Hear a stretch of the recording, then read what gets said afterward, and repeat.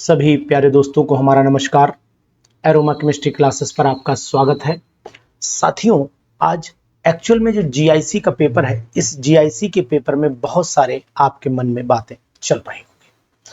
हम लोग आज बात करना चाहते हैं कि उत्तर प्रदेश लोक सेवा आयोग जो परीक्षा कराने जा रहा है, यानी कि उत्तर प्रदेश में जीआईसी कॉलेजेस के जो लेक्चरर की भर्ती होती है, प्रवक्ता की जो भर्ती होती है, जिसे आप प्रवक्ता बोलते हो, जबकि चयन बोर्ड आयोग इसे पीजीटी बोलता है। वही चीजें हम आज आपसे डिस्कशन करने जा रहे हैं। देखिए, यहां पर मैं आपसे ये कहना चाहूंगा कि आपको ये तो पता ही है कि ये सब फॉर्म भरे जा चुके हैं। मैं इस पर ऑनलाइन एप्लीकेशन के फॉर्म और इन पर बात नहीं करना चाह रहा हूं। मैं आपको जो बताना चाह रहा हूं वो है बहुत ही महत्वपूर्ण बात। आखिरकार आपके मन में चल रहा होगा कि हम किस क्राइटेरिया पर जाकर के सिलेक्शन ले सकते हैं, यानी हम कितनी मेहनत करें और कितने क्वेश्चंस सही करें कि हमारा सिलेक्शन आसानी से हो जाए। तो चलिए, इस पर आज हमारी कुछ चर्चा हो जाती है और ये आपको बताने की कोशिश हम करेंगे इस वीडियो के माध्यम से कि आप किस लेवल पर जाकर के अपनी प्रिपरेशन करें कि आपका सिलेक्शन 100% हो जाए, यानी कि आप बिल्कुल 100% सेलेक्ट हो जाएं इस एग्जामिनेशन में। ऐसा आपको करना चाहिए। कितनी मेहनत करनी चाहिए, कितने नंबर तक फाइट आपको आनी चाहिए, कितने नंबर की फाइट आपको करनी चाहिए, यानी कितने क्वेश्चंस आपके सही हो जाएं, इन सब पर लगातार चर्चा हमारी होगी इस वीडियो में। तो चलिए शुरुआत कर लेते हैं हम लोग अपने इस वीडियो की। सबसे पहले देखिए, मैं आपको बताने की कोशिश करूंगा कि अगर जीआईसी लेक्चरर में हम लोग बात कर लेते हैं केमिस्ट्री की, थोड़ा पेन की मोटाई को बढ़ाते हुए और आपको समझाऊंगा कि क्या कंडीशन है। भाई साहब, ये यहां ले लेते हैं, ठीक है। ये मैंने यहां पर लिया जीआईसी, मिटाओ पहले से, अब आ जाओ, ठीक। ये मैंने लिया यहां पर जीआईसी केमिस्ट्री की बात। अब जीआईसी केमिस्ट्री में लेक्चरर की पोस्ट है, ये आप जानते हो। एक एक बात को ध्यान से सुनना। जीआईसी केमिस्ट्री में जिस पोस्ट की मैं बात करने जा रहा हूं वो लेक्चरर की पोस्ट है। पहली बात तो ये है, आप अच्छे से जानते हो कि जीआईसी लेक्चरर दो कैटेगरी में डिवाइड होते हैं। नंबर 1, अगर आपने नोटिफिकेशन देखा है या नहीं देखा है तो 100% फॉर्म भरा होगा तो देखा ही होगा, कोई ऐसी प्रॉब्लम नहीं है। तो यहाँ पर दो कैटेगरी बनाई गई हैं, एक तो मेल कैटेगरी बनाई गई है और एक फीमेल कैटेगरी बनाई गई है। तो दोस्तों, मैं आपको बताने की जरूर कोशिश करूंगा कि मेल कैटेगरी और फीमेल कैटेगरी में जो सीट्स आपको दिखाई गई होंगी, वो सीट्स कितनी दिखाई गई होंगी वो भी आप जानने की कोशिश करिए हमसे।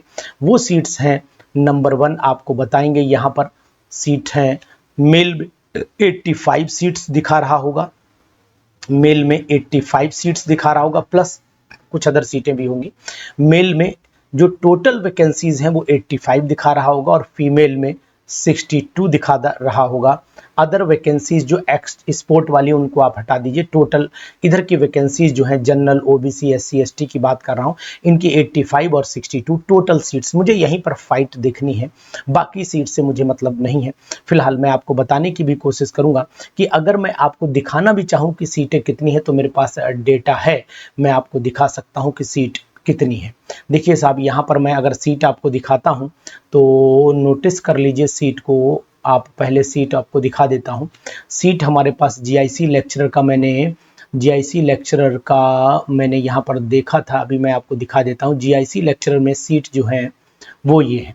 देखिए, जीआईसी लेक्चरर में अगर मैं सीट की बात कर रहा हूँ यहाँ पर, तो चलिए आपको सीट दिखाता हूँ। एंड में सीट दे रखी रहती है, एडवर्टाइज के एंड में दे रखी रहती है, ये सीट्स हैं।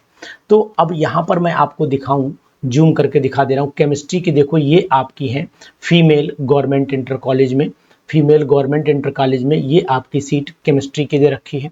केमिस्ट्री की सीट अगर आप नोटिस कर पा रहे हो तो दे रखी है आपकी 62, जहां पर अगर आप ध्यान दो तो अनरिजर्व जो है वो 26 सीटें हैं। अनरिजर्व सीट जो है वो 26 हैं आपकी, ठीक है। इसके बाद आपकी जो रिजर्व सीट है वो अनरिजर्व हो गई। फिर एससी कैटेगरी की आपकी 10 सीट हो जाती है। नोटिस करिए, एससी कैटेगरी की 11 सीट आ जा रही है और इसी प्रकार ये आपकी एसटी की 2 सीटें आ जा रही हैं, ओबीसी की 17 आ जा रही हैं, ईडब्ल्यूएस की 6 आ जा रही हैं और DFF की आपकी 2 सीटें आ जा रही हैं। फिजिकली हैंडीकैप्ड की 3 सीटें दिखा रहा है और आपकी अलग चले जाइए, ये एक्स वाली कैटेगरी अलग कर दी गई है।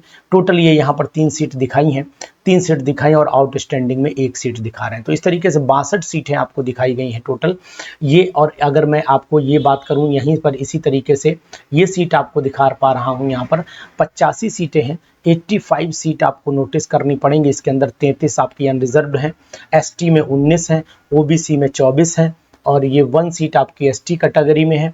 ST कैटेगरी में 1 सीट आपको दिखा रहा है, ये दिखा रहा है ना। उसके बाद ये आपकी आ जाती है EWS में 8 सीटें दिखा रही हैं और DFF में आपकी 1 सीट, बाकी PH में आपकी 4 सीटें हैं और EX में आपकी जो है एक्स सर्विसमैन की 4 सीटें हैं और आपकी आउटस्टैंडिंग स्पोर्ट्स की 1 सीट है। तो फिलहाल ये वाली सीट आपको नहीं काउंट करनी है, ये बात ध्यान दीजिएगा।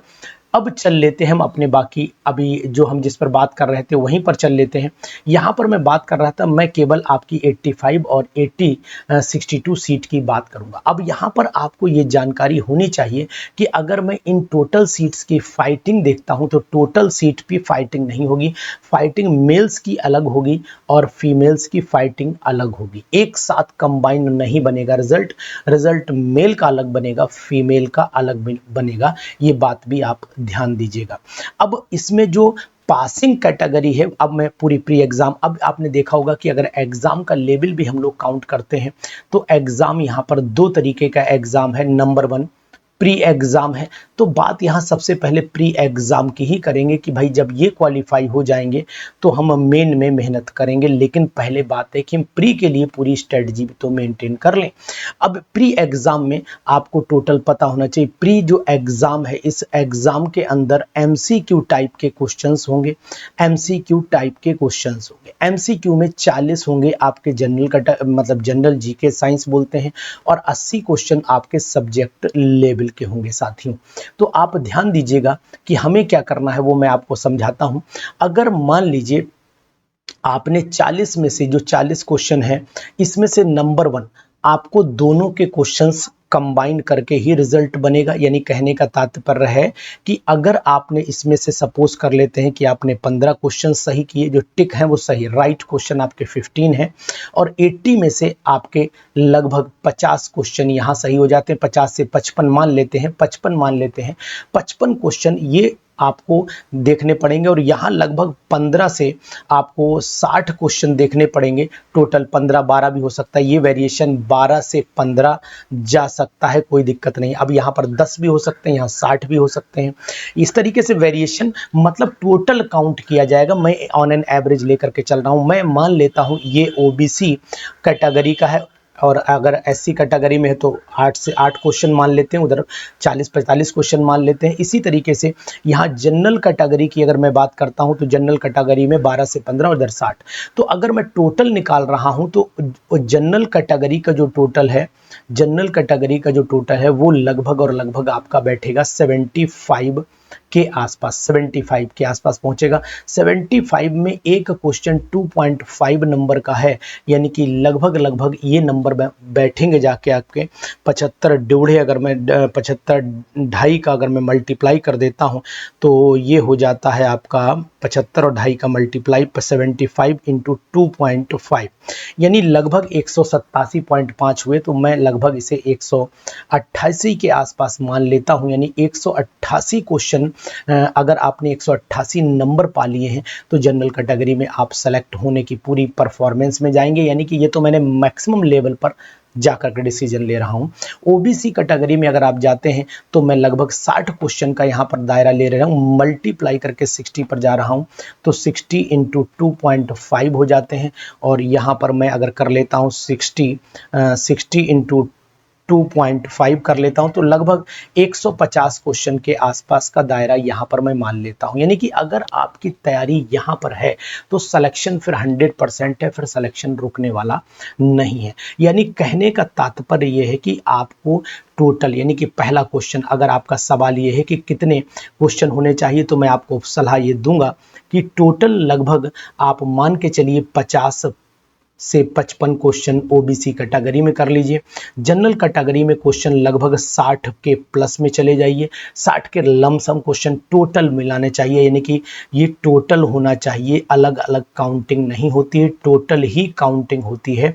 40% केवल आपके पासिंग है, तभी आपको मेरिट में लिया जाएगा, उससे पहले आपको मेरिट में नहीं लिया जाएगा। अगर मेरिट वहां तक गिरती है, इसके आगे भी अगर लोगों ने क्वेश्चन कर रखा है तो फिर मेरिट के अकॉर्डिंग आपको आगे काउंट, यानी कि मिनिमम, जैसे अगर मान लीजिए नंबर आपके सपोज कर लेते 40% ही और बच्चे भी 40% की कैटेगरी, तो 40% लिया जाएगा, अन्यथा तो 40 से ऊपर ही लिया जाएगा। सपोज कर लेते हैं कि हमारे पास में जो सीटें हैं वो मिलाकर के हमने कितनी सीटें जोड़ी, ये टोटल मिलाकर के 85 सीट है।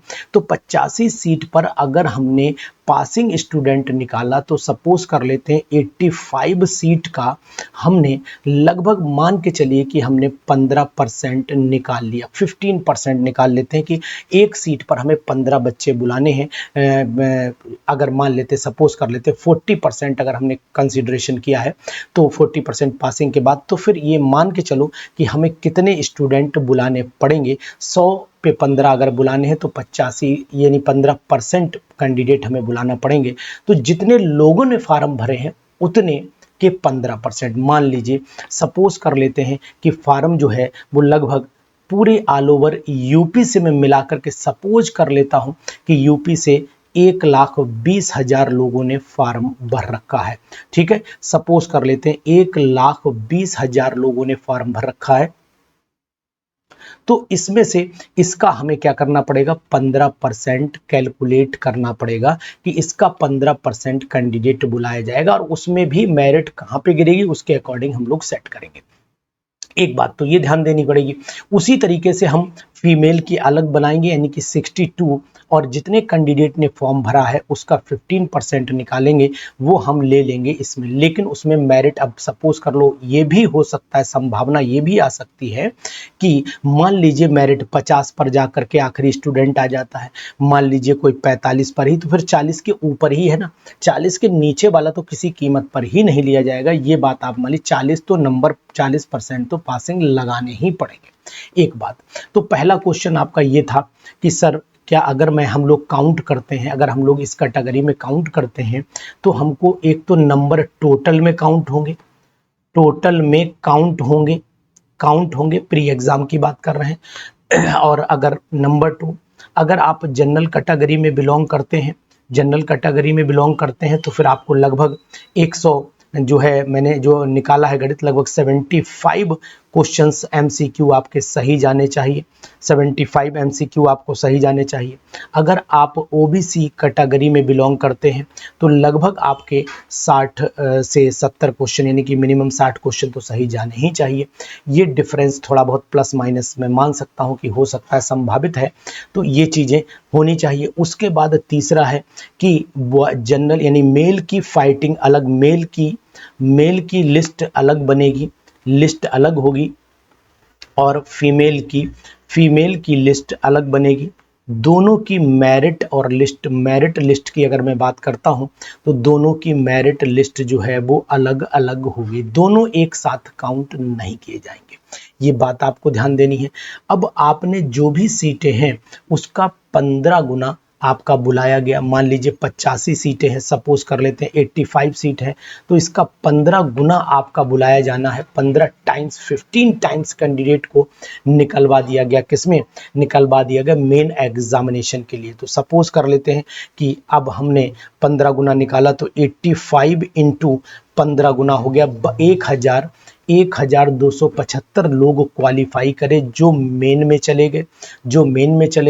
62 के 15 गुना अगर हमने निकाले तो 62 के 15 गुना जो है वो हमारे चले गए, आपके 930 लोग फीमेल्स में चले गए।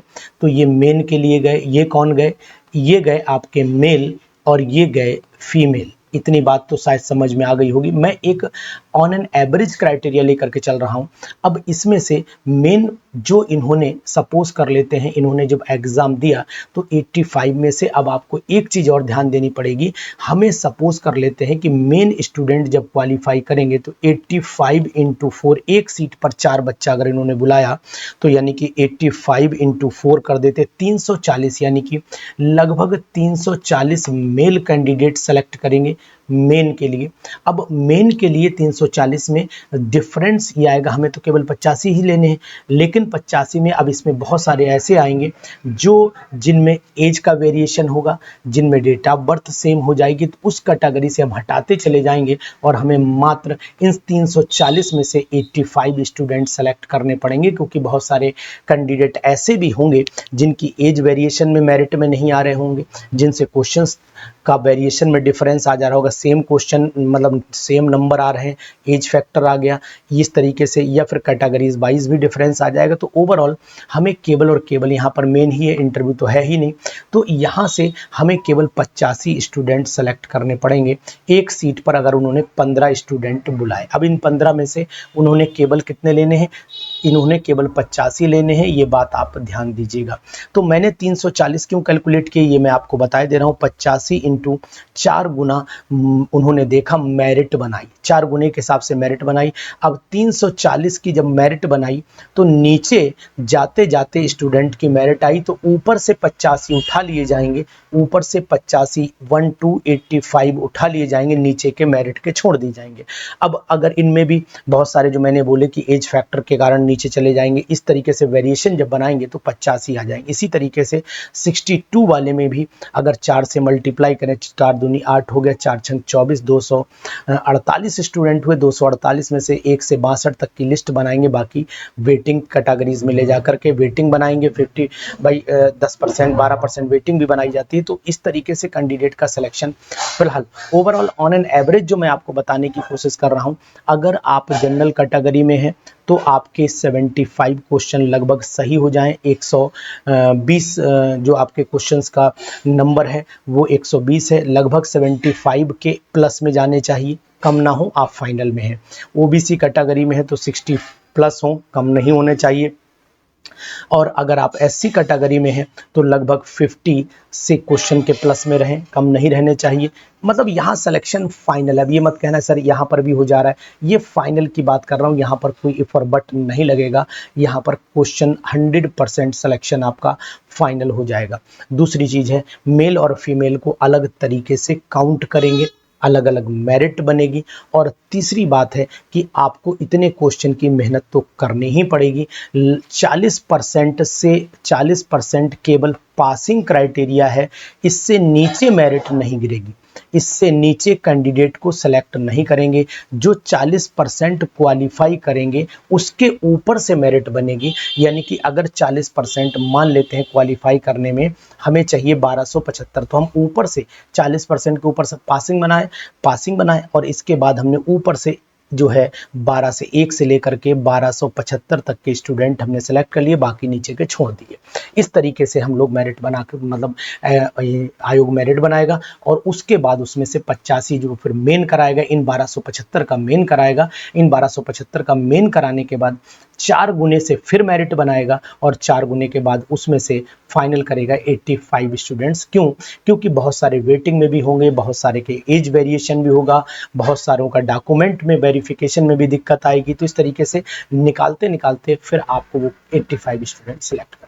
तो साथियों मैं आपको यही बताऊंगा कि आप लगे रहिए, मेहनत करते रहिए और पूरी तरीके से आप अपने आप को लगभग और लगभग 70% यानी फाइनल आप कितने परसेंट पे जाके सेलेक्ट हो जाएंगे। तो ऑन एन एवरेज अगर मैं निकालता हूं तो ऑन एन एवरेज अगर मैं देख पा रहा हूं तो अगर आपने 60% पेपर सॉल्व कर दिया, 60% यानी 60%, चाहे वो किसी भी कैटेगरी को आप बिलोंग करते हैं इससे मतलब नहीं है, 60% अगर पेपर आपने सॉल्व कर दिया तो 100% आप सिलेक्शन के दायरे में आ जाएंगे। तो 60% की मेहनत आपका सिलेक्शन दिलाएगी, 60% की आपको मेहनत करनी है जो जरूरी है जीआईसी के लिए। जीआईसी के लिए बहुत बड़ी बात है, अपने आप को तैयार करिए और सिलेक्शन ले लीजिए एग्जामिनेशन में। क्यों? क्योंकि इसकी सीट्स पर इसके एग्जाम में कोई संदेह नहीं है, ऐसा आप भी जानते हैं और हम भी जानते हैं। Thank you.